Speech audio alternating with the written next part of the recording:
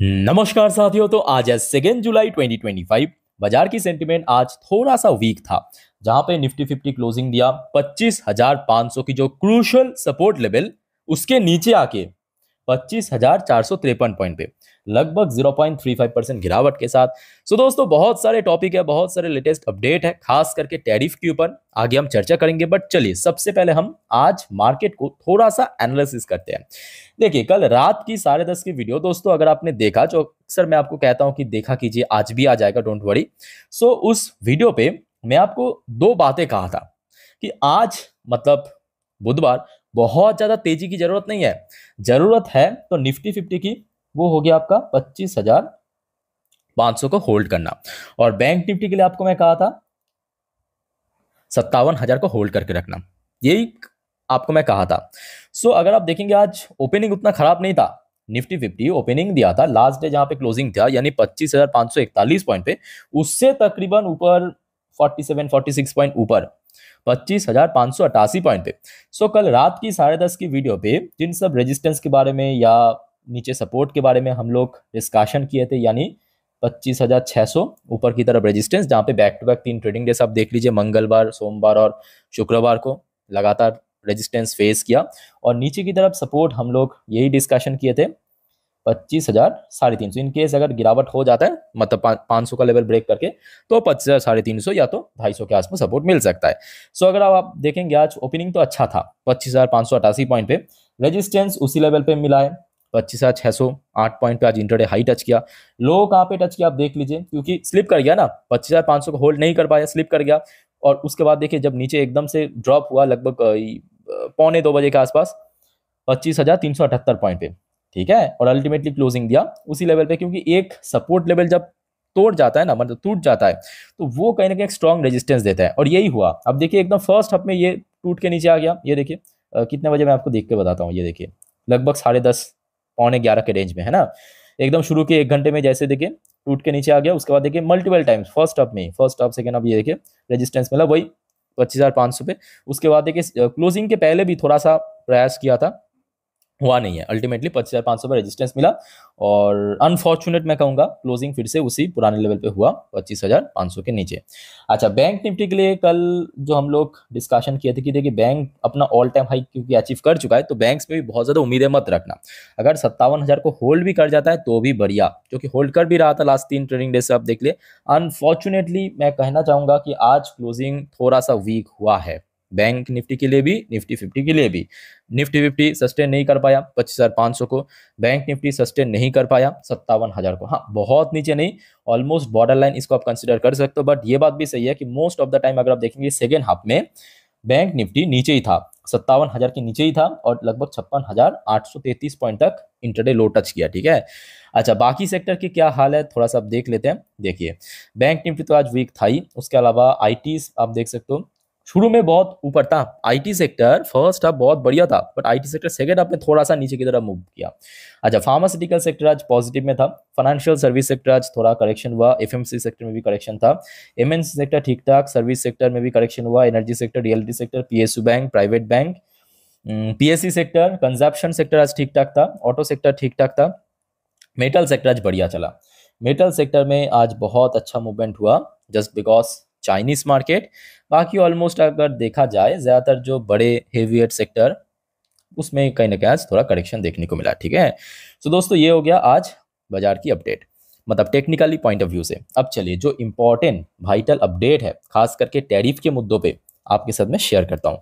देखिए, आज की डेट में टैरिफ एक बहुत इंपॉर्टेंट टॉपिक।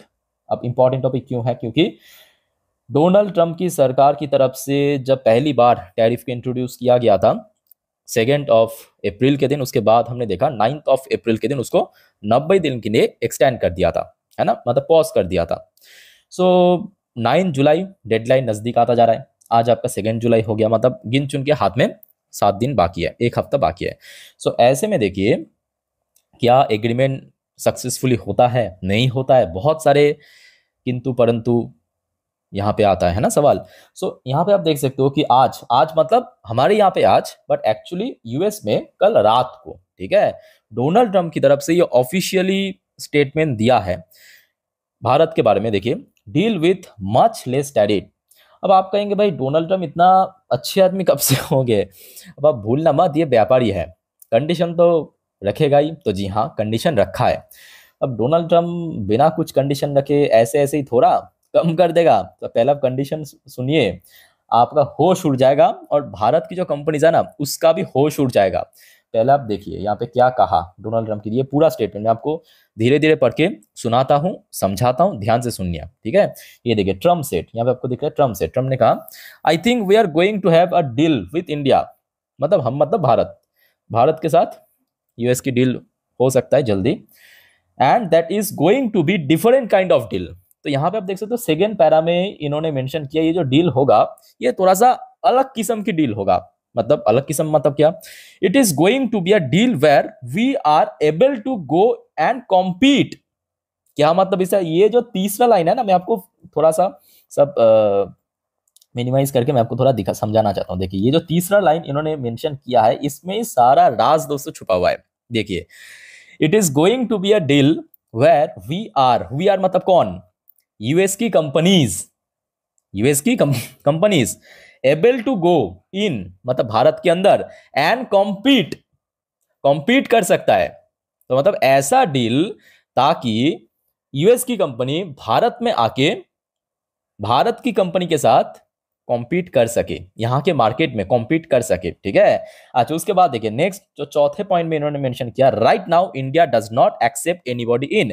आज की डेट में जो भारतीय सरकार उनकी जो पॉलिसीज है वो बाहर की कोई कंपनी का एक्सेप्ट नहीं कर रहा है, एक्सेप्ट आप अगर भारत में ही अपना कंपनी डालते हो तो तब तो एक्सेप्टेबल है, इसमें कोई मतलब सोचने वाली बात नहीं है। बट आप अगर बाहर से बेचते हो तो वहां पे बहुत ज्यादा आपको टैरिफ देना पड़ेगा। अच्छा उसके बाद पांचवें पैरा पे इन्होंने कहा, I think India is going to be do that, मतलब इनके हिसाब से भारतीय जो सरकार है, भारत की सरकार है, ऐसा कर सकता है। And if they do that we are going to have a deal for much less tariff. So अगर यूएस के हिसाब मतलब यूएस के मुताबिक अगर चलता है तो हम भारत के ऊपर टैरिफ कम कर देंगे। इन्होंने मुद्दे की बात यही कहा कि देखिए भारत मतलब यूएस की जो कंपनी भारत में आता है तो भारत सरकार भी बहुत ज़्यादा हाई टैरिफ लेता है, और ये बात भी सही है।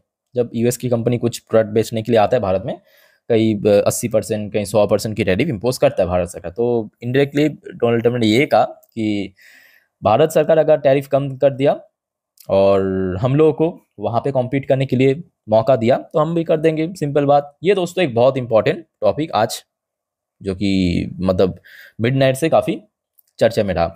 अच्छा उसके साथ साथ ये अपडेट जो है ये तो मैं आपको जब से ये पहले बार प्रेजेंट किया गया था आपकी यूएस सेनेटर द्वारा तब से आपको मैं दिखा रहा हूँ, परसों रात से याद कीजिए। They keep Putin's war machine going. इसका मतलब क्या? देखिए इसके मतलब पे दोस्तों सब कुछ छुपा हुआ है।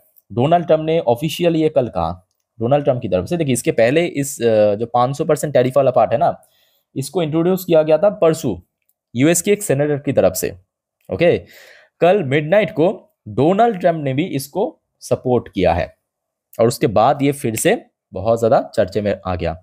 तो डोनाल्ड ट्रम्प ने ये कहा कि देखिए they are keep Putin's war machine going. क्या मतलब इसका? मैं आपको समझाता हूं। देखिए रशिया रशिया अभी जंग पे है। अब देखिए कोई भी देश जब जंग पे है ना उसका इकोनॉमी उतना बढ़ नहीं सकता। बट अगर आप रियलिटी चेक करेंगे, पहले मैं आपको रियलिटी डेटा दिखाता हूँ। ये रशिया की जीडीपी ग्रोथ रेट है। अगर आप देखेंगे ये देखिए दिसंबर 2024 जो पूरे ईयर पे रशिया की जो ग्रोथ रेट है 4.10% रहा।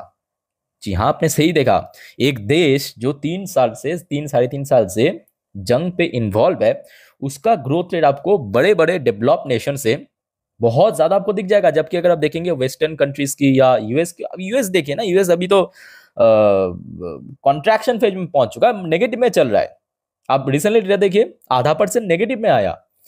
तो ये सब लोग कैसे बर्दाश्त कर ले? अब ये बात भी सही है कि रशिया की जो 4% ग्रोथ रेट आया है 2024 कैलेंडर ईयर पे, और इसमें भारत और चाइना की एक बहुत बड़ी रोल है। क्योंकि ये जो रशिया सस्ते में ऑयल सेल कर रहा है ना दुनिया को, उसमें से याद रखना 70% ऑयल जो बायर्स है कौन है? भारत और चाइना है। मतलब रशिया जितने भी ऑयल सेल करते हैं उसमें से 70% जो तेल है कौन खरीदता है? आज चाइना और भारत खरीदता है, दोनों मिलकर खरीदता है, ठीक है।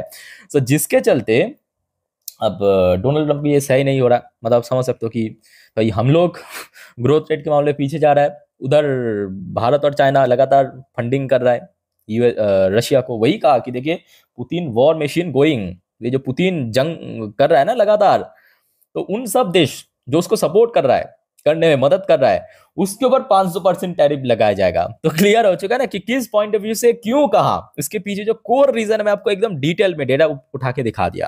क्लियर हो चुका है? अच्छा, फिर भी कोई डाउट है कमेंट करके बताइए। अच्छा, डोनाल्ड ट्रंप ने अब इस बार जापान के ऊपर भी थोड़ा सा गुस्से आ गया।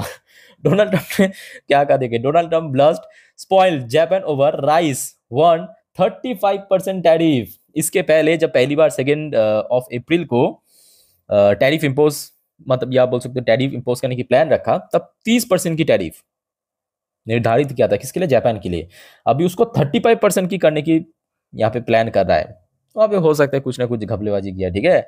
अच्छा, उसके साथ ये तो खैर आपके टैरिफ को जो भी अपडेट था आपके साथ में शेयर कर दिया। अच्छा, एक और अपडेट आप देखिए आज की डेट पे, HDB फाइनेंशियल जो कि बाजार में लिस्ट हुआ, लगभग 12-13% के प्रीमियम मेरे हिसाब से ठीक ठाक है।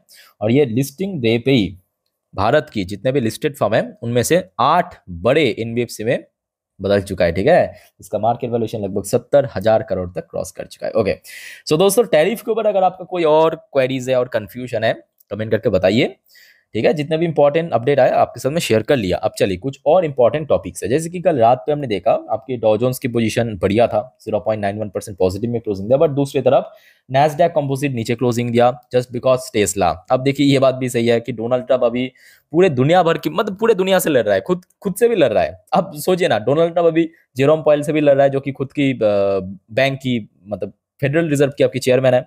इलन मस्क से लड़ रहा है, सबसे लड़ रहा है डोनाल्ड ट्रंप, मतलब क्या कहूँ, कुछ भी चल रहा है यूएस में। अच्छा, अब ये देखिए यूएस में अभी लोकल टाइम सुबह के 6:33 डॉ जोन्स की पोजीशन एक्चुअली काफी वॉलेटाइल, और यहाँ पे जो आपको दिखाई दे रहा है ना कि आज फर्स्ट हाफ आईटी सेक्टर इतना ऊपर था, उसके बाद क्यों सेकंड हाफ में नीचे गया, तो इसकी वजह रीजन यहाँ पे आपको समझ आ जाएगा, ठीक है। ऊपर ही था, उसके बाद सडनली ड्रॉप हो गया, कुछ भी हो सकता है वहाँ पे। अभी यूएस तो मतलब बहुत ही ज्यादा एक, मैं कहूँगा मतलब एक अनप्रिडिक्टेबल बन चुका है, कभी भी कुछ भी उठा के कर सकता है, कर भी रहा है।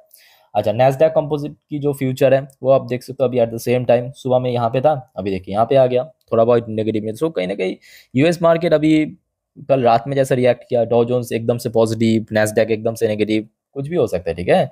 अच्छा, बट इंडियन करेंसी की वैल्यूएशन, ये बात सही है कि लास्ट 3-4 ट्रेडिंग डेज से ना कोई बहुत बड़ा चेंजेस नहीं हुआ, काफी हद तक स्टेबल है। अब कब तक स्टेबल रहेगा ये देखने वाली बात है, क्योंकि आगे 9 जुलाई आने को है, अब देखना होगा कि क्या एग्रीमेंट होता है भारत सरकार के साथ। ओके, सो दोस्तों कल वैसे हमने देखा ऐसे माहौल पे ऑब्वियसली एफएस की सेंटीमेंट बाजार के प्रति नेगेटिव भी रहता है, और लास्ट डे भी लगभग 1970 करोड़ के आसपास सेल किया है। सो दोस्तों ये जो अपडेट है ये तो कल यानी 1 जुलाई की अपडेट है, आज 2 जुलाई की अपडेट मैं आपको आते ही दे दूंगा, रात की 10:30 के वीडियो में भी दे दूंगा।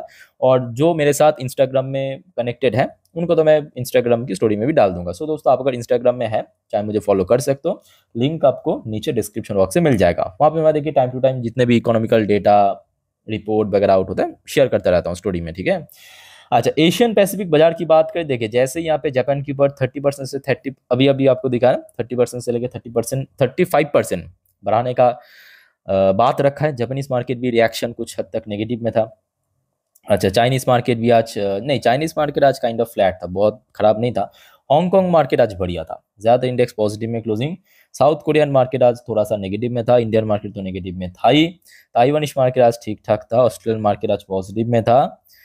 खचरा आज चल गया, खचरा को हम इग्नोर करते हैं।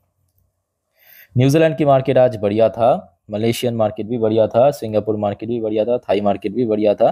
सो ओवरऑल बात करें कि एशियन पैसिफिक बाजार में ज़्यादातर आज मार्केट ठीक ठाक ही था। कुछ कुछ मार्केट में जैसे कि जापानीज मार्केट, एक आध भारतीय बाजार थोड़ा सा करेक्शन नीचे आके क्लोजिंग दिया, ठीक है। सो दोस्तों अभी तक की जितने भी अपडेट था आपके साथ में शेयर कर लिया, बाकी याद रखना नेक्स्ट कुछ वीडियो में और भी बहुत सारे इंपॉर्टेंट अपडेट आपके साथ में शेयर करूंगा।